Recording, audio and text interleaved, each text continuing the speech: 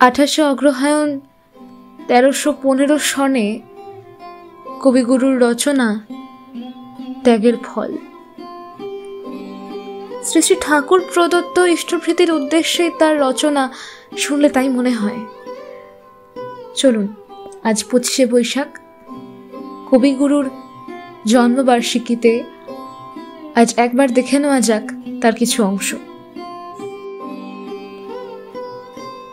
কেমন করে ত্যাগ করব? সংসারের মাঝখান থেকে অন্তত একটা মঙ্গলের যজ্ঞ আরম্ভ করে দাও। সেই মঙ্গল যজ্ঞের জন্য তোমার ভান্ডারের একটা অতি ছোট দরজাও যদি খুলে রাখো, তাহলে দেখবে আজ যে অনভ্যাসের দ্বারে একটু টান দিতে গেলেই আর্তনাদ করে উঠছে, যার মরচে পড়ার তালায় চাবি ঘুরছে না, ক্রমেই তা খোলা অতি সহজ ব্যাপারের মতো হয়ে উঠবে। একটি শুভ উপলক্ষে ত্যাগ আরম্ভ হয়ে তা ক্রমশই বিস্তৃত হতে থাকবে।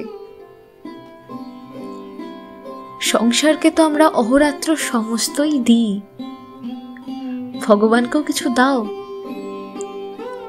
প্রতিদিন একবার অন্তত মুষ্টি ভিক্ষা দাও। সেই নিস্পৃহ ভিখারি তার ভিক্ষাপাত্রটি হাতে হাসি মুখে প্রতিদিনই আমাদের দ্বারে আসছেন এবং প্রতিদিনই ফিরে যাচ্ছেন। তাকে যদি এক মুঠো করে দান করা আমরা অভ্যাস করি, তবে সেই দানই আমাদের সকলের চেয়ে বড় হয়ে উঠবে। ক্রমে সে আর আমাদের হাতের মুঠোয় ধরবে না, ক্রমে কিছুই আর হাতে রাখতে পারবো না। কিন্তু তাকে যেটুকু দেব সেটুকু গোপনে দিতে হবে। তার জন্য কোনো মানুষের কাছে এতটুকু খ্যাতি চাইলে চলবে না, কেননা লোককে দেখিয়ে দেওয়া সেটুকু একরকম করে দিয়ে অন্যরকম করে হরণ করা। সেই মহাভিক্ষুকে যা দিতে হবে তা অল্প হলেও নিঃশেষে দেওয়া চাই। তার হিসাব রাখলে হবে না, তার রসিদ চাইলে চলবে না। দিনের মধ্যে আমাদের একটা কোনো দান যেন এইরূপ পরিপূর্ণ দান হতে পারে,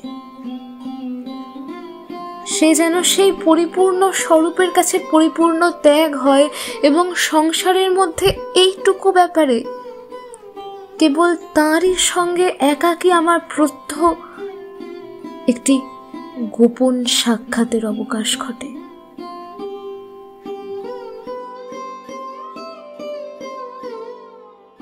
জয় গুরু, বন্দে পুরুষোত্তমম। শ্রী শ্রী ঠাকুরের আতুল চরণে আপনাদের সকলের মঙ্গল কামনা করি।